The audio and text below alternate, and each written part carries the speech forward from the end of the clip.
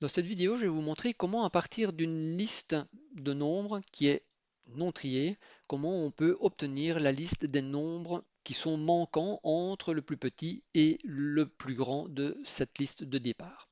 Je vais faire ça dans Power Query, vous allez voir, c'est super simple. Je vais dans Données, je fais à partir d'un tableau, puisque ça se trouve sous forme de tableau.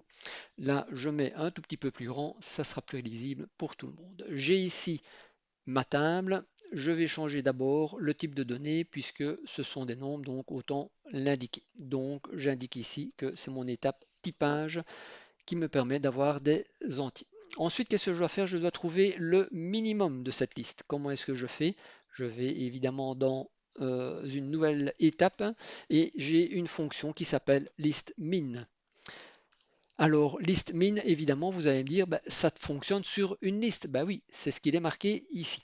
Eh bien, si j'utilise simplement typage, ça ne va pas fonctionner puisque ce que j'ai ici à mon étape typage, c'est pas une liste, c'est une table. Donc, comment est-ce que je vais faire pour l'utiliser, cette colonne nombre? Eh bien, je vais utiliser simplement typage et puis je vais mettre ici entre crochets, eh bien, le nom de ma colonne nombre.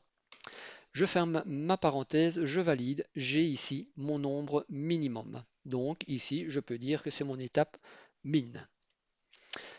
Je vais devoir faire la même chose avec mon max, donc je prends une nouvelle étape, je lui dis évidemment qu'il s'agit de max, je valide et j'ai bien ici maintenant mon max.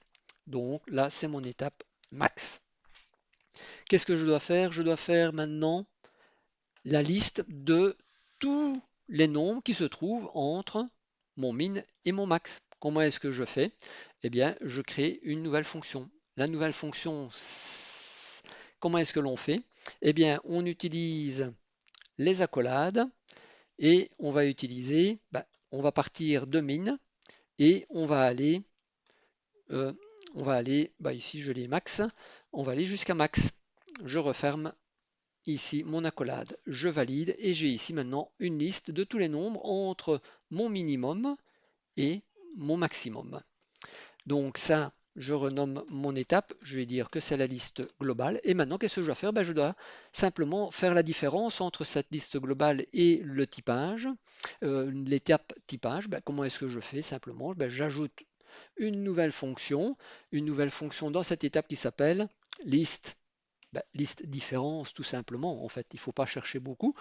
Liste différence entre mon étape liste globale où j'ai bien une liste, et puis je dois avoir une deuxième liste qui se trouve au niveau de mon étape typage, mais vous vous rappelez que au niveau typage, ce n'est pas une liste, c'est une table, et donc pour pouvoir l'utiliser en tant que liste, je dois utiliser ce petit truc où je vais ajouter à côté de mon étape typage le nom de la colonne nombre entre crochets. Je ferme la parenthèse et je valide. De cette manière, j'ai retrouvé les nombres qu'il me manquait dans ma première liste.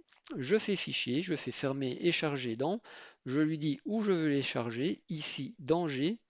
Je fais OK et miracle, il me donne effectivement les nombres que j'attendais. Donc, une manière de faire très simple pour trouver ce qu'il vous manque. J'espère que vous avez appris quelque chose. À la prochaine.